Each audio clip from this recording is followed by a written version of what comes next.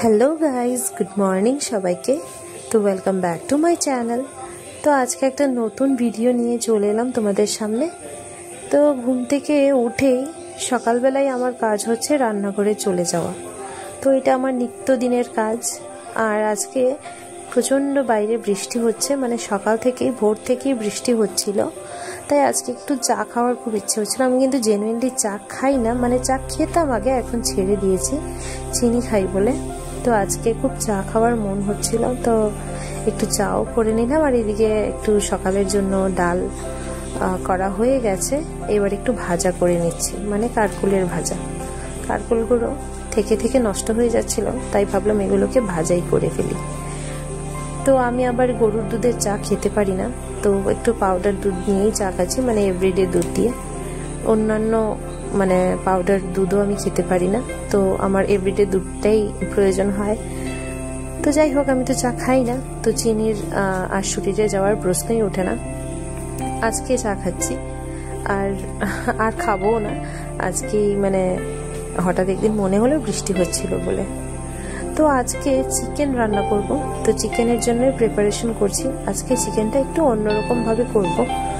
আর হ্যাঁ, এই চিকেনটা কিন্তু অবশ্যই আমি আমার ভাইয়ের কাছ থেকে শিখেছি, মানে আমার ছোট ভাই তাতন দীপাংশু, যে ওর কাছ থেকে আমি এই রেসিপিটা শেখা। মানে ছোট হয়েছে তো কি হয়েছে, ছোটদের কাছ থেকে যে শেখার কিছু নেই তা তো নয়। বড়দের কাছ থেকেও যেমন শেখার থাকে, ছোটদের কাছ থেকেও কিন্তু আমরা বড়রা অনেক কিছু শিখতে পারি। তো ওর মায়ের মতো ওরও কিন্তু রান্নার মানে গুণাগুণ অনেক বেশি। তো যাই হোক, ওর থেকে এই রেসিপিটা শেখা। আর যেরকম ও করেছিল সেরকম মানে ঠিক তেমনটাই আমি ট্রাই করলাম। তবে আমার মনে হয় যে আমি ওর মতো টেস্টটাকে আনতে পারিনি, কিন্তু তারপরেও মানে অন্যান্য নর্মাল চিকেনের থেকে এই চিকেনটা অনেক বেশি টেস্টি এবং অনেক বেশি হেলদিও বলতে পারো, কারণ এতে তেল সেই পরিমাণে যায় না। তো দেখতেই পেলে এদিকে আদা, পেঁয়াজ, তারপর আমরা জেনুইনলি আজকে একটু শুকনো লঙ্কা ব্যবহার করেছিলাম। যদি শুকনো লঙ্কা না ব্যবহার করো, সেই একইভাবে মানে কাঁচা লঙ্কাটাকেও টেলে নিতে হবে। তো যেহেতু কাঁচা লঙ্কা দেবো না, তাই কাঁচা লঙ্কা আর টালিনি, শুকনো লঙ্কাটা দিয়েই করলাম। তো শুকনো লঙ্কা একটু জলে ভিজিয়ে রাখলাম, আগেই দেখালাম তোমাদেরকে। আর এদিকে আদা পেঁয়াজটাকে একটু টেলে, আর তারপরে আমি এতে রসুনটা অ্যাড করব, কারণ রসুনটা চট করে হয়ে যায় তো তাই। আর এদিকে দেখো, আরেকটা সাইডে আমি আলুগুলোকে একটু মানে লালচে করে ভাজার জন্য বসিয়ে দিলাম। আর একসাথে দুই দিকেই বসিয়ে দিলে রান্নাটা একটু আগানো যায়, নয়তো অনেকটাই দেরি হয়ে যায়। যেহেতু একটু ভেজালি রান্না, তো মানে সময়ে আর মানে কুলিয়ে উঠতে পারি না। তো আজকে ভাবলাম যে এইভাবে মানে রান্নাটা করি। তো আমার এই যে রেসিপিটা, মানে এটা আমার বলা যায় না, এটা আমার ভাইয়ের রেসিপি। এটা অবশ্যই তোমরা ট্রাই করতে পারো, মানে আমার রেসিপিটা দেখে। আর কমেন্টে অবশ্যই জানিয়ে দিও যে রেসিপিটা কেমন হলো, মানে এইভাবে রান্না করে চিকেনটা খেতে কেমন হলো সেটা অবশ্যই কিন্তু জানাতে ভুলো না, মানে ট্রাই করে। তো এদিকে দেখো, কথা বলতে বলতে আলুগুলো কিন্তু লালচে করে ভাজা হয়ে গেছে।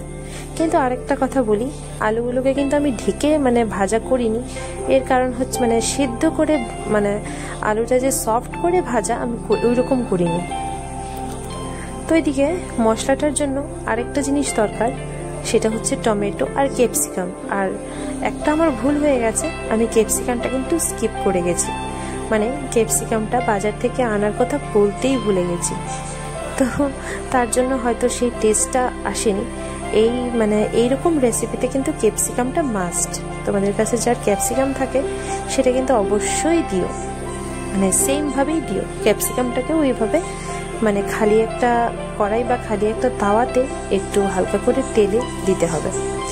তো এদিকে দেখো, যে কড়াইটাতে টাললাম সেই কড়াইটা একটু একটু নিচে মানে একটু কালো কালো হয়ে গেছে।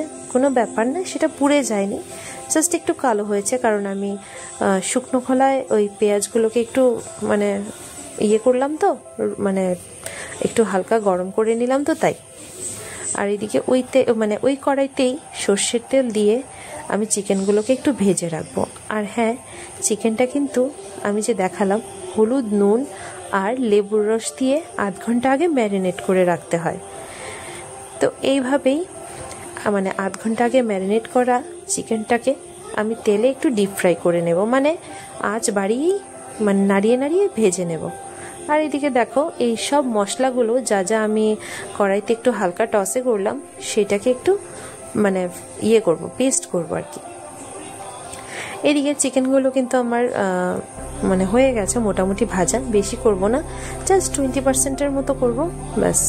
এবার নামিয়ে নেব, কারণ পরে তো সেটা মশলার লগে কষাতে হবেই, তো তাই আর কি জাস্ট একটু ভাজা ভাজা করতে হবে লালচে করে, মানে হালকা ব্রাউন করে।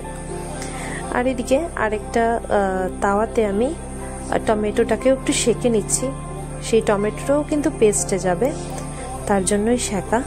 তো এটাকে একটু সেঁকে নিচ্ছি। তো যার যেরকম কোয়ান্টিটি, মানে 1 কেজি মাংসের মধ্যে আমি 2টো টমেটো দিলাম, বড় বড় 2টো টমেটো। একটু টমেটোগুলোকে একটু সেঁকে নেব।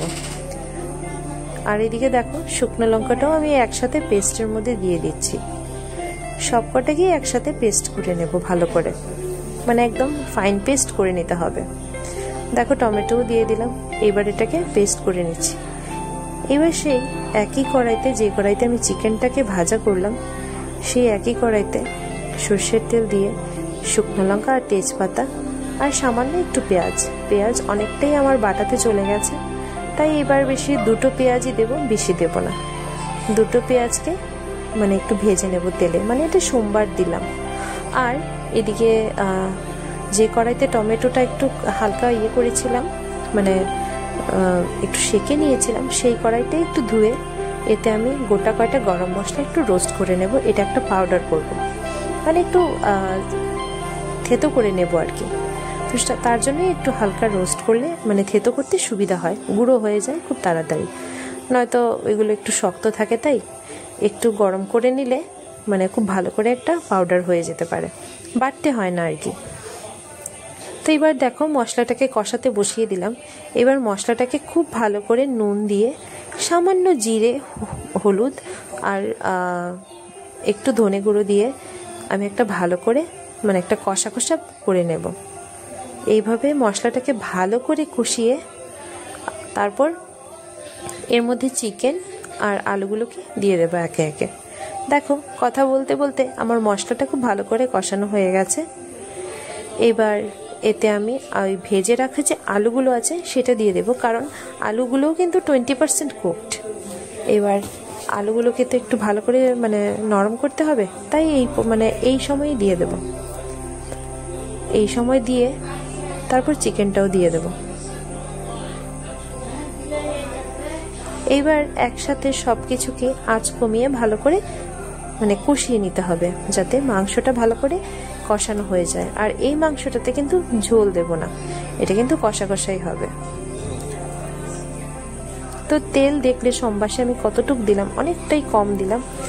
এবার দেখো এই যেটা একটু হালকা রোস্ট করে রেখেছি, ড্রাই রোস্ট, সেটা কিন্তু ঠান্ডা হয়ে গেছে এবং ভালো একটা মানে পর্যায়ে চলে এসছে যে এবার একটু থেতো করলেই গুঁড়ো গুঁড়ো হয়ে যাবে। তো সেটাকে একটু গুঁড়ো করে নিয়েছি। এবার দেখো মাংসটাও কিন্তু খুব ভালো করে কষে নিয়েছি। আর হ্যাঁ, অবশ্যই ঢেকে ঢেকে কষতে হবে, আমি আর সেটা দেখাতে পারিনি। তো ঢেকে ঢেকে কষলে মানে নরমও হবে, সফটও হবে, আলুটাও মানে নরম হয়ে যাবে, তার জন্যই একটু মানে কষানো আর কি। মাংসটা কিন্তু আমার পুরোপুরি রেডি।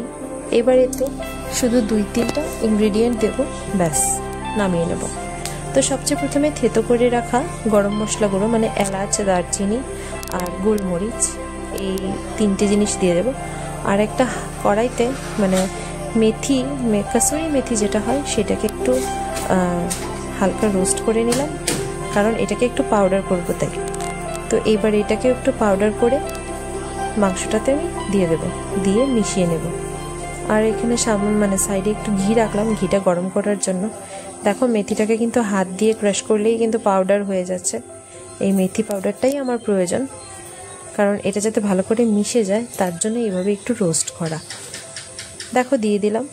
এইবার এটাকে ভালো করে নাড়িয়ে ঘি দিয়ে মাংসটা কিন্তু খাওয়ার জন্য রেডি।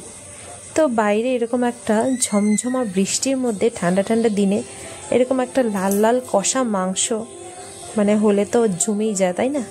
তো এইভাবে রান্না করে অবশ্যই আমাকে কমেন্টে জানিও যে মাংসটা কেমন হলো। তো দেখে বুঝতেই পারছো এটা কীরকম লোভনীয় হতে পারে। তো ট্রাই করে কিন্তু অবশ্যই আমাকে কমেন্টে জানাতে ভুলো না। সাথে দেখো আজকে অনেক কিছু রান্না হলো, মাছও রান্না করলাম, এদিকে এক হাঁড়ি ভর্তি ভাত, ডাল আর একটু শীতল দিয়ে বেগুন দিয়ে একটু চাটনি করেছিলাম।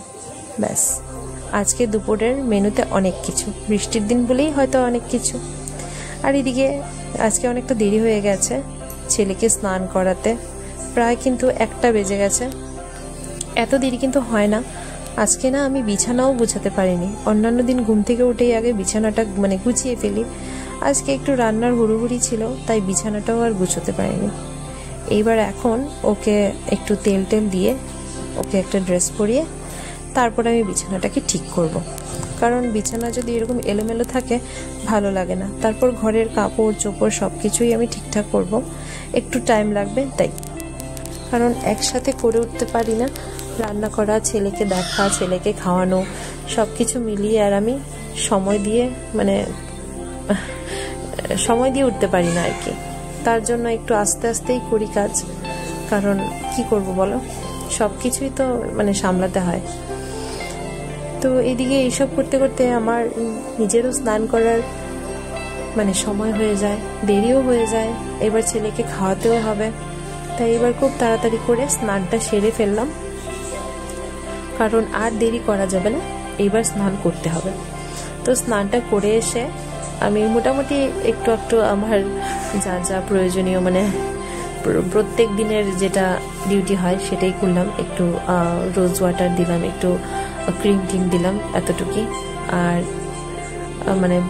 বৃষ্টিও পড়ছে, কিন্তু আমার প্রচণ্ড গরমও লাগছিল। বৃষ্টি পড়ছে, কাজ করছিলাম তার জন্য হয়তো গরম লাগছিল। এবার দেখো ওইসব করতে করতে ছেলেকে খাওয়ানোর টাইম হয়ে গেল। এবার ওকে একটু খাইয়ে দেব। আর ও চিকেন খাচ্ছিল, খুব এনজয় করেই খাচ্ছিল, তো সেটা ভাবলাম তোমাদের সাথে শেয়ার করি। তো ওর খুব পছন্দ হয়েছিল, চিকেনটাকে একটু ফ্রাই করে দিয়েছিলাম, ওই ঝাল চিকেন ওকে দিইনি। এইবার দেখো প্রায় বিকেল হয়ে আসছে, আর এই বাচ্চাটা আজকে ঘুমাইনি। তো ওকে ঘুম পাড়ানোর চেষ্টা করছিলাম, কিন্তু ও কোনো মতেই ঘুমাচ্ছে না, দেখেছো হয়তো তোমরা আমার একটা শর্টসে। আর আজকে না বৃষ্টির দিন বলে আমার ছেলেও ঘুমায়নি। আর ওই আমার মাসি শাশুড়ির মেয়েটা এসেছিল, ওর সাথে খেলছিল, আজকে ঘুমাইনি ও।